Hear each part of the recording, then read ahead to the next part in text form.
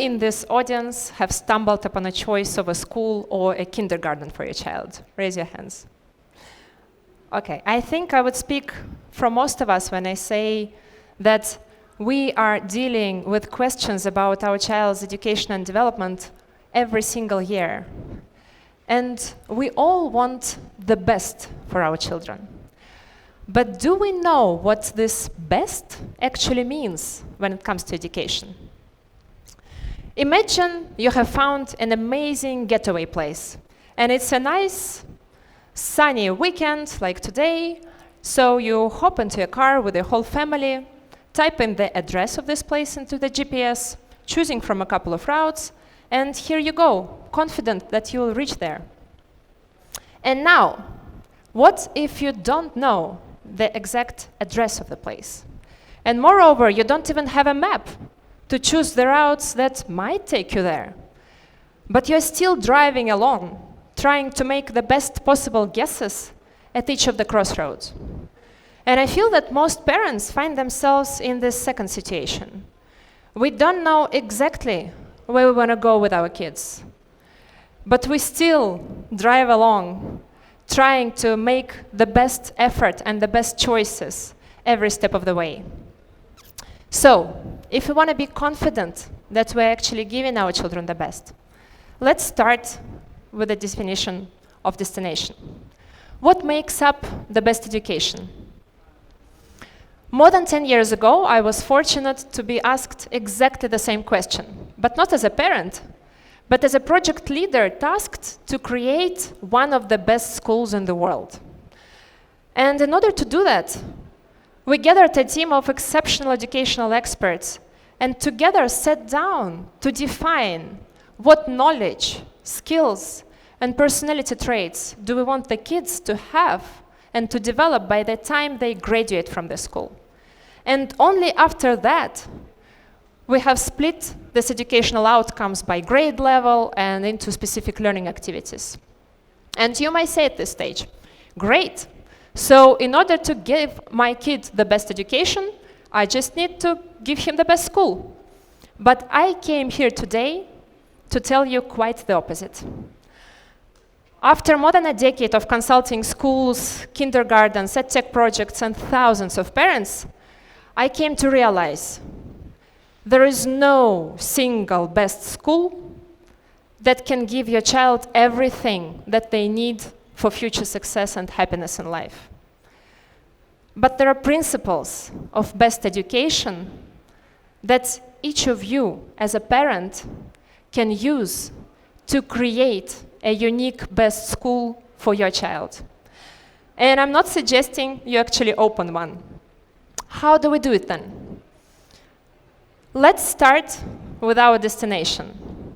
What do we want our children to know, be able to do, and who we want them to become when they grow up?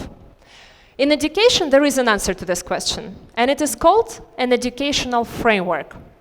Here's an example of a Harvard study about social-emotional learning, comparing some of them. And as an educational professional, of course, it is your job to navigate through all these differences. But as a parent, there is no way you can spend the time and effort to grasp and understand all these challenges of modern research. But the good news is that it is not needed. In fact, most of the critical development elements that our children need are shared among almost all of the educational frameworks in one way or another. So our team at EdPower made this comparison, and we offer parents the educational framework that is both easy to understand and that covers all of the critical elements of the future success and happiness. It consists of 4 domains and 24 educational elements in total: literacies, skills, personality traits, and social-emotional intelligence. And of course, as a parent, you can add any additional element according to your vision or belief system. But with those 24 developmental outcomes for our children as the destination of education, you will not go wrong.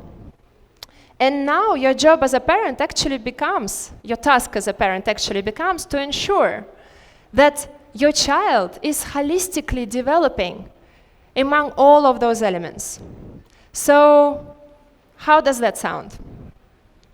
Probably at this stage you might be a little bit confused whether or not you can actually do it as a parent. But let me walk you through 3 simple steps so that each of you feel empowered to create the best education for your child. Step 1. We all, or almost all of us, are relying on schools or kindergartens to educate our kids. And that's great. The only change I suggest here is to start looking at schools having your educational framework lenses on, and try to evaluate which specific elements of the framework your child will be developing there. And you'll be surprised to know that actually schools are very different. Some schools are very focused on skill building, on providing student agency, real life experience, project work, and might be much less inclined to push every single child towards academic excellence. Some other schools will be, on the contrary, focusing a lot on the academic rigor and incredible outcomes, and might have less time dedicated to creating collaboration skills or emotional intelligence. And that's great, as long as your school is covering some of the educational framework. That's a good start. It just means that you as a parent would need to think about what else is missing and supplement it somewhere else. And here we come to step 2. It's extracurricular activities. And they come in all sorts of forms and shapes, not just the weekly classes that we sign up our kids for. It can be weekend tours, excursions, clubs, summer camps, any form of instructional learning that your kid has on top of school. And so here again, I suggest that you now start thinking not about the name of the class you are signing your kid up for. Chess, piano, martial arts, but by which educational elements your child can actually develop there. Let me tell you a story to visualize what I mean. Last year, I was choosing a dance class for my daughter because she loves dancing. And there were quite a few options around us. So we had an opportunity to try different classes. So we went to the first school, and there the teacher was great. She taught the girls really nice dance moves, they were doing physical exercises, and my daughter had real fun. But then we went to a second class. There, the teacher was also great, and she also taught the girls how to move and did nice physical exercise with them.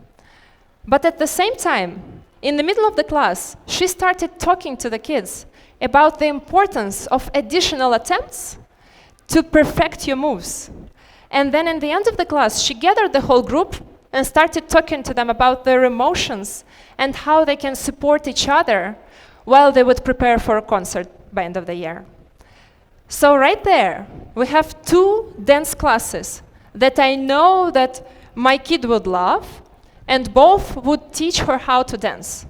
But only the second one would, on top of that, provide some critical elements that my daughter would need for success. Collaboration skills, emotional intelligence, growth mindset, and grit. And so, now as a parent, when you think of those extracurricular activities in terms of the educational framework, you can actually ensure that together school and those extracurricular activities that you provide for your child or you choose for them are covering most of the elements that your child would need in the future. And now the best education becomes not just choosing the best school, because in fact, there are hundreds, if not thousands, of great educational combinations out there. And you, as a parent, can choose the one that is uniquely tailored to your family's specific circumstances and to your child's traits and interests. And in fact, I could end right there. But there is one more step that would make this already great educational system for our children truly the best. And this step 3, in my opinion, is the most wonderful discovery about the kids' development. Think about all those experiences from your childhood that truly shaped you, your character, your skills. Where did you get your communication skills or adaptivity from? I believe the answer would not be in the classroom. So I was in 8th grade when my parents challenged me with a task of finding a summer camp for myself. And this is a picture of me at that time, looking as shocked as I was at that moment. So I was an excellent learner, perfect grades, but this, I remember not even understanding where to begin. It was pre-internet time, so I had to ask my friends and teachers to even understand the possible options. And then I still remember those first fearful calls to the camp agencies where I tried to find some information about them. And then structuring all these random facts to make the most important decision for me, the camp I will go to. Could my mom have chosen a summer camp for myself? Obviously. But somehow, intuitively, she knew that it would be much more important to give me the opportunity to develop critical thinking skills, self-direction, curiosity, and adaptivity. And you might say, of course, it's quite easy to think of a real-life experience for my teenage child. But how about a toddler? Who in this audience has a younger one? Fantastic. Let me give an example for you as well. So it's a weekend time, and you go to the farmer's market to choose some tomatoes for dinners. How would you typically do it? You would grab a bag, you will put the tomatoes there, you will go to the cashier and pay, all the while holding your toddler's hand before they throw anything on the floor. And now, what if you put your educational lens on and have a spare moment? And now you can offer your child to actually grab a bag so that they practice some fine motor skills. And then you can have a great discussion with them, how to even understand which tomatoes to choose, which ones are ripe. Is it by color, by shape, by the texture or smell? So that you practice some critical thinking skills. And then you can actually count together, how many do you need for dinner? And then ask them to go to the cashier so that they practice their communication skills. And so right there, in a simple process of choosing tomatoes for dinners, you've managed to develop 4 different educational elements in your toddler, all the while having a great time together.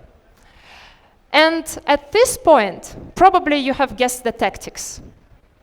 All the skills, personality traits that you see here can only be developed through practical experience that our children have, their choices and their reflection upon them.